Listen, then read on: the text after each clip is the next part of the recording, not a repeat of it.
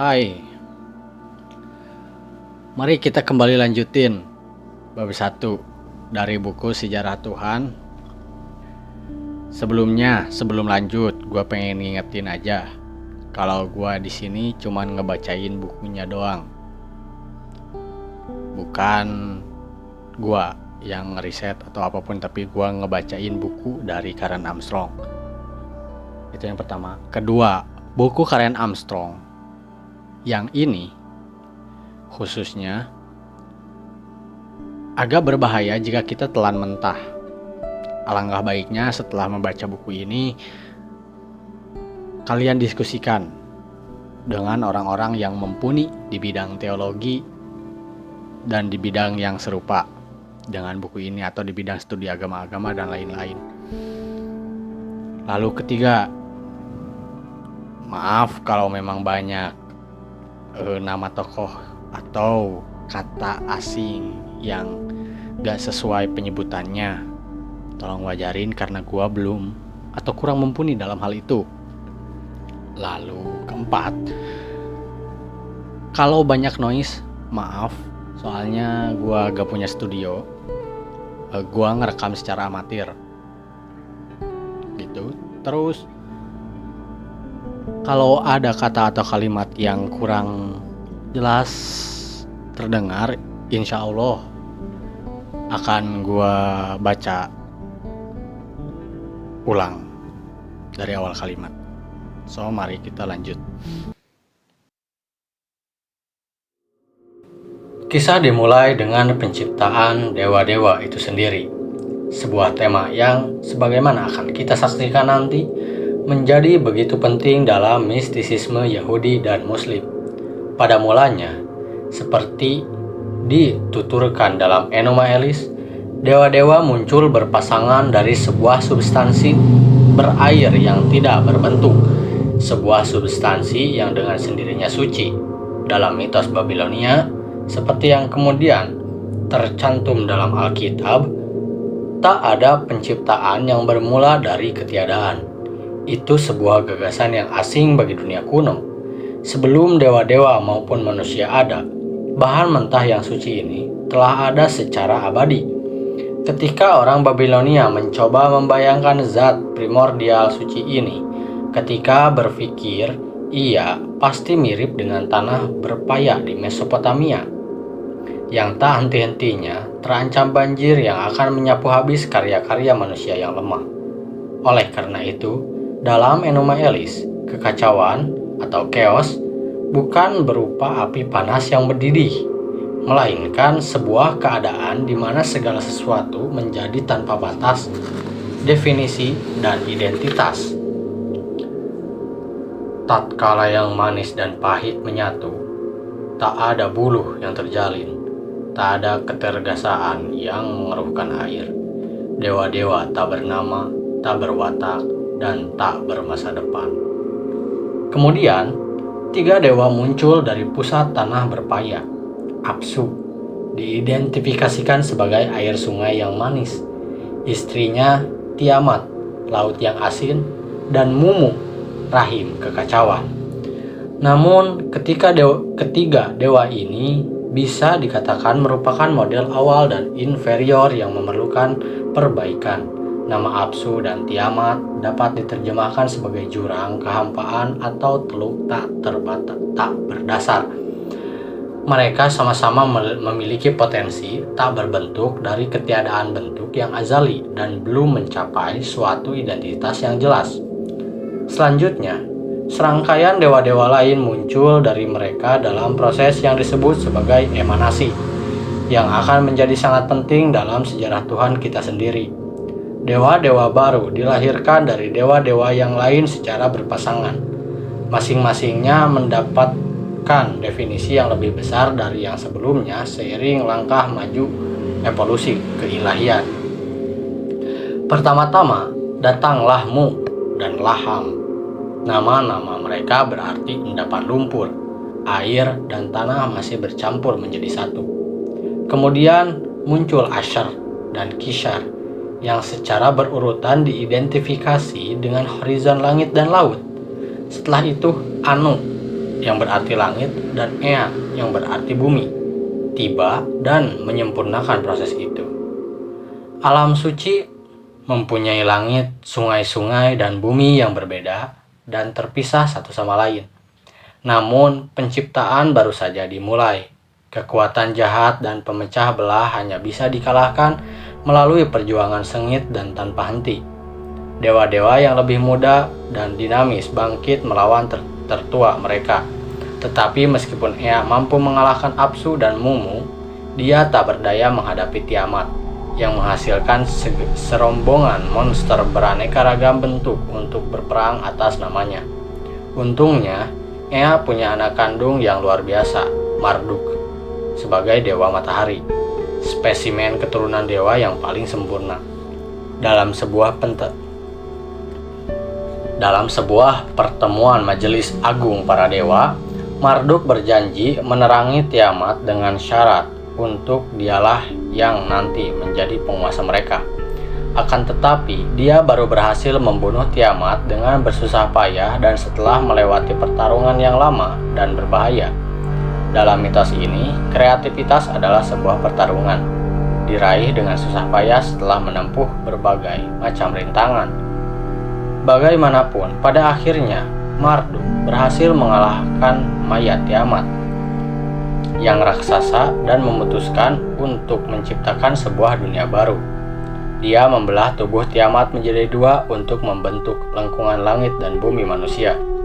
Kemudian dia merancang undang-undang yang akan menjaga agar segala sesuatu tetap berada pada posisinya yang telah ditentukan. Ketertiban mesti dicapai, tetapi kemenangan belum lagi sempurna. Kemenangan itu meski dimantapkan kembali melalui liturgi khusus tahun demi tahun. Kemudian, para dewa berkumpul di Babilonia, pusat bumi baru, dan mendirikan sebuah kuil tempat ritus-ritus langit diselenggarakan. Hasilnya adalah zigurat besar untuk menghormati Marduk.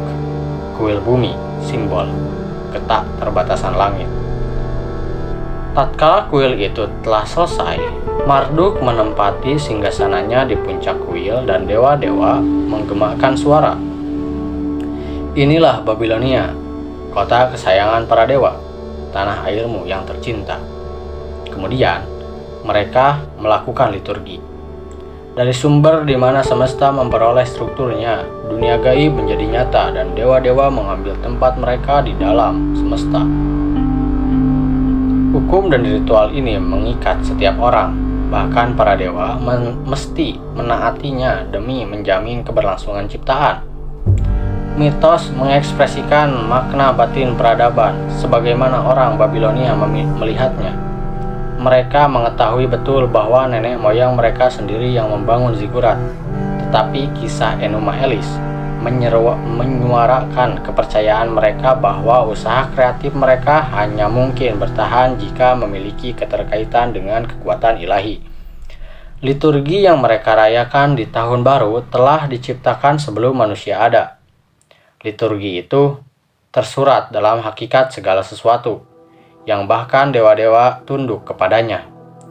Mitos itu juga mengekspresikan keyakinan mereka bahwa Babilonia adalah tempat suci, pusat dunia, dan tanah air dewata. Sebuah pernyataan yang penting dalam hampir semua sistem keagamaan kuno. Ide tentang kota suci, tempat manusia merasakan kedekatan dengan kekuatan sakral, sumber segala wujud dan kesaktian, menjadi penting dalam ketiga agama monoteis. Akhirnya, hampir seperti sebuah kebetulan saja, Marduk menciptakan manusia. Marduk mengalahkan Kingu, teman dungu Tiamat yang diciptakannya setelah kekalahan Apsu, menebasnya dan membentuk manusia pertama dengan cara mencampur darah dewa dengan abu.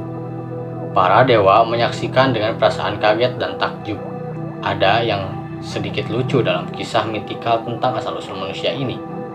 Meski merupakan puncak penciptaan, manusia digambarkan berasal dari salah satu dewa yang paling bodoh dan tak sakti. Akan tetapi, kisah itu mengandung satu hal penting lain. Manusia pertama diciptakan dari substansi seorang dewa. Karenanya, dia memiliki hakikat ilahiyah, sekalipun terbatas. Tak ada jurang pemisah antara manusia dan dewa-dewa. Dunia alamiah, manusia dan para dewa, semuanya memiliki hakikat yang sama dan diturunkan dari substansi suci yang sama pula. Pandangan pagan bersifat holistik. Dewa-dewa tidaklah terasing dari umat manusia dalam kawasan ontologis yang terpisah. Ketuhanan secara esensial tidak berbeda dari kemanusiaan. Oleh karena itu, tidak diperlukan sebuah wahyu khusus dari para dewa untuk undang-undang ilahi untuk diturunkan ke bumi. Dewa-dewa dan manusia berbagi penderitaan yang sama. Satu-satunya perbedaan di antara mereka adalah bahwa dewa-dewa itu lebih kuat dan abadi. Visi holistik ini tidak terbatas di Timur Tengah, tetapi lazim di seluruh dunia kuno. Pada abad ke-6 sebelum Masehi, Pindar mengungkapkan versi Yunani tentang keyakinan ini dalam odenya mengenai pertandingan Olimpiade. Satu pertarungan, satu antara manusia dan dewa-dewa. Dari satu ibu kita berdua menarik nafas, tetapi perbedaan kekuatan dalam segalanya memisahkan kita. Karena tanpa yang lain kita tiada kecuali langit yang perkasa, tetap tidak berubah untuk selamanya. Namun dalam keagungan pikiran atau jasad, kita bisa menjadi seperti yang abadi. Bukannya memandang para atlet sebagaimana adanya, yang masing-masing berpacu mencapai prestasi pribadi terbaiknya, Pindar menempatkan mereka berhadap-hadapan dengan dewa-dewa yang menjadi pola bagi semua cita-cita manusia.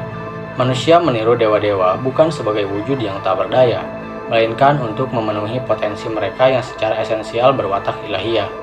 Mitos Marduk dan Tiamat tampaknya telah mempengaruhi orang Kanaan yang memiliki kisah yang amat mirip tentang Baal dan Habad, dewa badai dan kesuburan, yang sering disebut dalam Alkitab dengan cara yang jauh dari memuji. Kisah pertarungan Baal dengan Yam Nahar, dewa laut dan sungai, diceritakan dalam lembaran yang ditulis sekitar abad ke-14 sebelum Masehi. Baal dan Yam keduanya tinggal bersama El, dewa tertinggi Kanaan. Pada majelis El, Yam menuntut agar Baal diserahkan kepadanya. Dengan menggunakan dua senjata magis, Baal malah mengalahkan Yam dan nyaris membunuhnya, andai kata Asyera, istri El dan ibu para dewa, tidak memohon dengan mengatakan bahwa membunuh lawan yang sudah tidak berdaya adalah tidak terhormat. Baal merasa malu dan melepaskan Yam, yang mewakili keganasan laut dan sungai yang tak henti-hentinya mengancam akan membajiri bumi. Sedangkan Baal, dewa badai, membuat bumi menjadi subur. Versi lain dari mitos itu menyebutkan bahwa Baal membunuh Lotan, naga berkepala 7, yang dalam bahasa Ibrani disebut Leviathan. Dalam hampir semua kebudayaan, naga menyimbolkan sesuatu yang laten, tak berbentuk dan tak kentara. Dengan demikian, Baal telah menghentikan kemungkinan untuk kembali ke dalam ketiadaan bentuk prima lewat tindakan yang bentuk-bentuk kreatif, yang betul-betul kreatif, dan dianugerahi sebuah istana indah yang didirikan oleh para dewa untuk menghormatinya. Oleh karena itu, dalam setiap agama kuno, kreativitas dipandang suci. Kita masih menggunakan bahasa agama untuk berbicara tentang inspirasi kreatif yang mempengaruhi realitas dan menyegarkan pemaknaan tentang dunia. Akan tetapi, Baal kemudian mengalami kemunduran. Dia mati dan terus turun ke alam Mot, dewa kematian dan sterilitas. Tatkala mendengar tentang nasib anaknya, dewa tertinggi El turun dari singgasananya, membalut Baal dan merajah pipinya. Namun tetap tidak bisa menembus putranya. Adalah anak, kekasih dan saudara perempuan Baal yang meninggalkan alam suci dan pergi mencari belahan jiwanya, merindukannya bagaikan induk sapi atau induk domba mencari anaknya. Ketika dia menemukan mayat Baal, dia menyelenggarakan upacara pemakaman untuk mengungkapkannya, untuk mengagungkannya, menangkap Mot, menebasnya dengan pedang, membelah, membakar, dan menginjak-injaknya seperti jagung sebelum kemudian menyemaikannya ke tanah. Kisah yang mirip juga diceritakan tentang Dewi Agung lainnya, Inanna, Ishtar, dan Isis. yang mencari mayat dewa dan membawa kehidupan baru ke atas bumi. Akan tetapi, kemenangan Anat harus diperbarui dari tahun ke tahun melalui upacara ritual. Belakangan, kita tak tahu entah dengan cara bagaimana, sebab pengetahuan kita tidak lengkap, Baal hidup lagi dan kembali ke pangkuan Anat. Pemujaan akan keutuhan dan harmoni yang disimbolisasikan oleh kesatuan seks dirayakan melalui seks ritual di kalangan masyarakat Kanaan kuno. Dengan meniru para dewa melalui cara ini, umat manusia ikut berjuang melawan sterilitas dan memastikan kreativitas serta kesuburan dunia. Kematian seorang dewa, pencarian sang dewi, dan keberhasilan untuk kembali ke alam suci merupakan tema-tema keagamaan yang konstan dalam banyak budaya dan akan muncul kembali dalam agama-agama dengan satu Tuhan yang disembah oleh umat Yahudi, Kristen, dan Islam. Agama ini di dalam Alkitab dinisbahkan kepada Abraham, Nabi Ibrahim, yang meninggalkan Ur dan akhirnya menetap di Kanaan pada suatu masa antara abad ke-20 dan ke-19 sebelum Masehi. Kita tidak memiliki riwayat kontemporer tentang Abraham, tetapi para peneliti menduga bahwa Abraham mungkin sekali merupakan salah seorang pemimpin kafilah pengembara yang membawa rakyatnya dari Mesopotamia menuju Laut Tengah pada akhir milenium ketiga sebelum Masehi. Para pengembara ini, sebagian dari mereka disebut Abiru, Apiru, dan Habiru dalam sumber-sumber Mesopotamia dan Mesir, berbicara dalam bahasa Semitik Barat, yang mana bahasa Ibrani adalah salah satunya. Mereka bukanlah kaum nomad padang pasir yang reguler sebagaimana orang Badui yang berimigrasi bersama ternak-ternak mereka sesuai dengan pergantian musim. Mereka lebih sulit diklasifikasikan dan sering terlibat konflik dengan otoritas-otoritas konservatif. Status kultural mereka biasanya lebih tinggi dibanding penduduk padang pasir itu. Sebagian bekerja sebagai tentara bayaran, pegawai pemerintah, ada yang menjadi pedagang, pelayan, atau tukang besi. Sebagian di antara mereka menjadi kaya raya dan kemudian berupaya mempunyai tanah dan bermukim menetap. Kisah-kisah tentang Abraham di dalam kitab Kejadian menceritakan bahwa dia bekerja pada Raja Sodom sebagai prajurit bayaran dan bahwa dia sering berkonflik dengan otoritas Kanaan dan daerah sekitarnya. Pada akhirnya, ketika istrinya Sarah meninggal, Abraham membeli tanah di Hebron yang sekarang terletak di tepi barat.